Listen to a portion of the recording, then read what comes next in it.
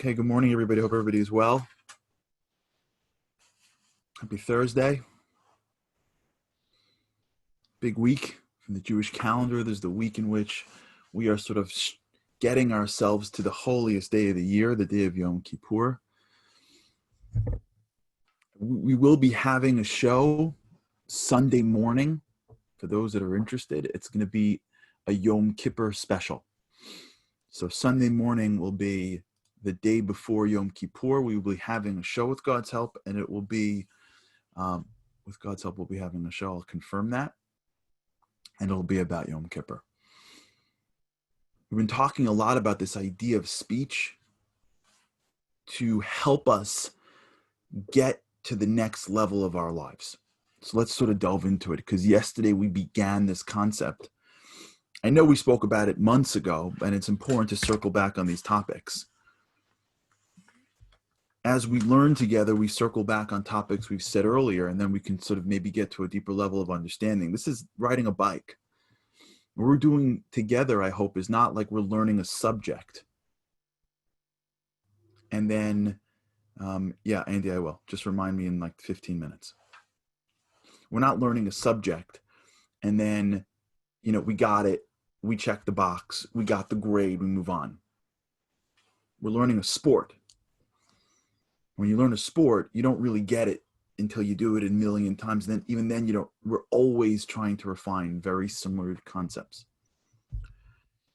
So where we left off yesterday was this idea that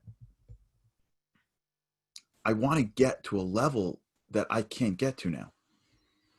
This is such an incredibly important concept for us to fully digest, is that we don't know how to get to where we want to go.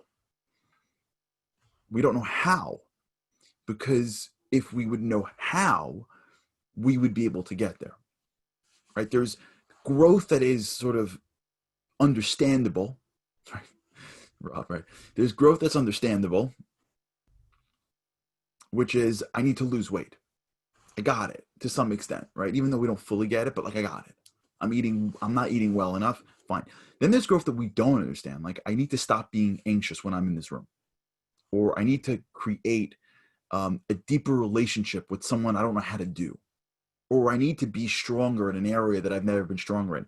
That's not like I know what to do, now I just need the willpower to do it. That's like I don't even know how to get there. A lot of the growth that we want in life, we don't know how to get to, because we don't have the neuroplasticity that can take us there. That's why surrounding yourself with good people is so critical in life, because even if you're not like them, you now at least have models of behavior. I have a friend of mine who is not a very religious guy at all. And he seems to like hang out or be connected to more spiritual, more religious people. He goes and prays in a synagogue. He has a rabbi who he's close to. And he always tells me, he says, yeah, I'm not like that, but I want to be around that. And what I think he's getting at is I want my role models to be where I'm going. I'm nowhere near where they are, and I don't even want to get there yet, according to him. But he is subconsciously placing himself in a scenario where the things that he wants to accomplish one day is before him in someone else, which will at least create exposure to how to get somewhere. So we have to recognize that when I say I want to be independent, and I want to have an emotional experience that is resilient to the world, I don't know how to do that. Like, where would I get that from? So we have to use tools to walk in the darkness now. We're not sitting around and going like, yeah, just keep on building, it'll happen. Like, just keep on driving. It's the I-95, just New York to Florida. Just go. Just go. I don't know. Get gas, fill up in coffee, and like just drive. It's like I don't know how to make this road. I got to get out of my car and build a bridge. I don't know how to build a bridge, or I don't use the same tools.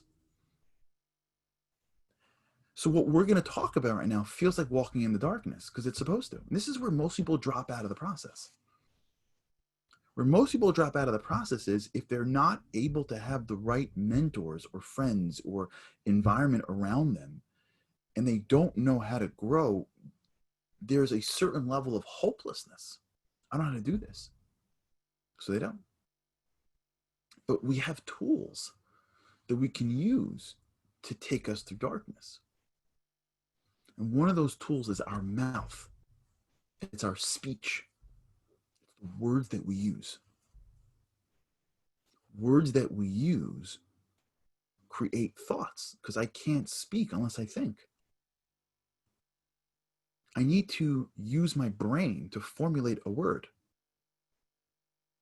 And every time I formulate a sentence, I've created some connection in my head. Now, when I just talk, these are very thin, loose connections that may never really actually take form. But when I say very similar things again and again and again and again and again, not only do I create a connection with those words attached to each other,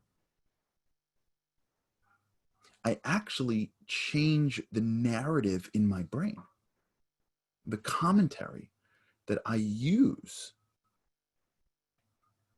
starts to shift,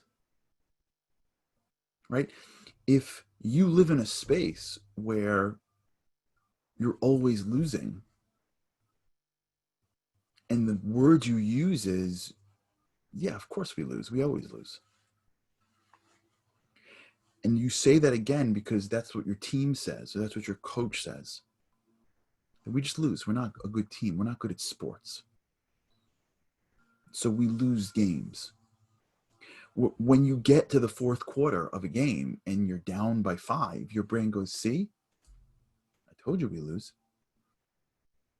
If you grew up in a team and the answer is, we can win any game. Why can't we win? Of course we can win. Every game we can win. It's never over till it's over. And those are the expressions you use, and you get to the exact same game. And you're in the fourth quarter and you're down, you're thinking, why can't we win? So that means that the messages that you're sending from your brain to your body, the strength that is taking place, the ability to extend yourself, the ability to find something within yourself is going to actually change. Whether you think you're going to win or you think you're going to lose, based on what you say, it goes into your brain. I remember one time, for the sports fans that are watching, there was a guy named Jason Giambi. All my sports fans here will know all this stuff. For those who don't worry, it's an awesome story. Jason Giambi was in Oakland A, and he moved to the Yankees. The New York Yankees, had an incredible run in the late 90s where they were winning. They were in the World Series all the time. They had an all-star team. It was phenomenal. It was great to be a New York Yankee fan during that period of time. And Jason Giambi joins the Yankees. In his first few days of being a Yankee, they were down like 10-2. And in the I'm not going to go there, Ken. Don't worry. We were down 10-2 in the ninth inning. Now, for those who don't follow baseball, everyone gets a chance to be up. And in a typical baseball game, you're scoring 1, 2, 3 runs an inning. So when you're down 8 runs in the bottom of the ninth, you're going to lose, statistically. And the Yankees ended up making this incredible comeback, and they won 11-10. And it was amazing. So they interviewed Jason Giambi afterwards, and they say, well, what's it like being a Yankee? He says, I got to tell you, I've been around in comebacks before. He said, I got to the dugout to the bottom of the ninth, right? So the top of the ninth, they were on defense. They got their players. They got the other team out. Now they go back to the dugout, and they start just trying to get everybody, whoever it is, just trying to get everybody in on this. He goes, I got to the dugout, and I sat around, and I'm looking around, and I'm like, it just doesn't feel right. And I'm like noticing, and the guys are talking to each other, and I'm realizing that they don't think they're going to lose. I'm like, guys, we're down by 8. And they're like, yeah, so what? Like, nobody on the bench thought they were going to lose the game. They're like, we have an inning. We'll win. Like, the thought that they're going to lose the game in the 9th inning down by 8 never crossed anyone's mind on that bench. That's what it means to be a Yankee. Do you see the greatness in that? That the words that we use, the mantras that we have, the way we speak to each other is actually shaping how I act. It's shaping how far I can dig. It's shaping whether I can reach into the energy and pull it out or not. Now, it's more than just our words, clearly, right? It's our words, it's our experiences, it's our it's everything. But I'm talking about change. And in the world of change, one of the tools that we have is how we speak. And in particular, for this moment we're talking about is what we say regularly. If you remember yesterday's talk, let's not go back to yesterday. We spoke about the guy who goes to America, gets blown out, right? He gets his money stolen. And the rabbi tells him to be careful with one commandment. Whatever God does is for the best. If you go into that story, the way this man picked himself up off the bench, watching his friends sail back to Europe, the way he got out of the apartment, the way he started his life again, which ultimately led to a much greater result, was just the repetition of the same words. For the best, for the best, for the best, for the best, for the best. And at some point, the repetition of the words started to seep into him. It like created a strength in him. It's like it gave him some power and some focus that couldn't happen. You see, when you speak, you're actually enabling your brain to focus on something because it has to say the words.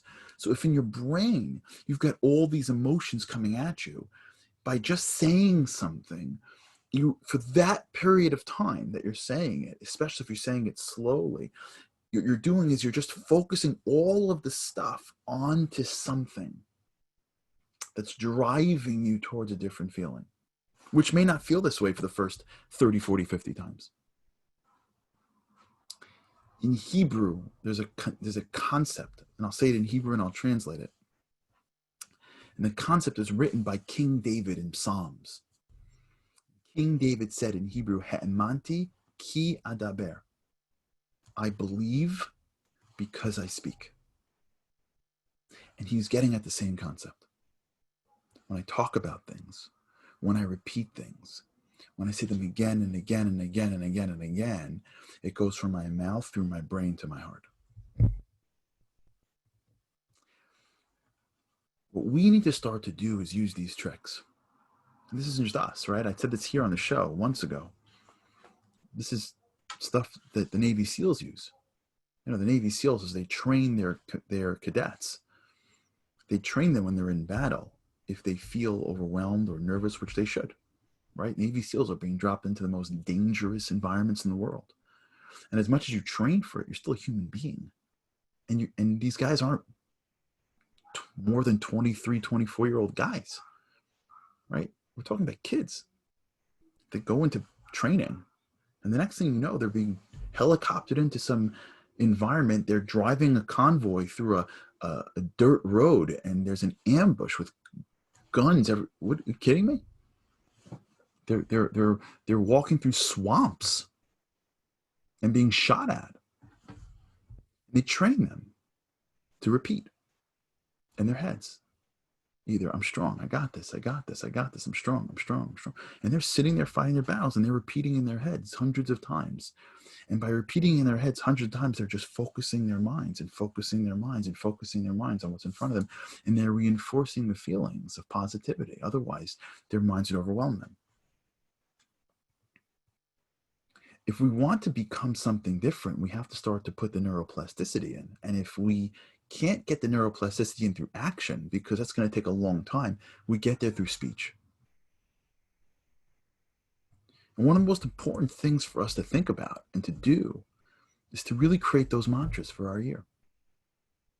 To really have those expressions that we're going to go to every single day if we need them. I do them all the time.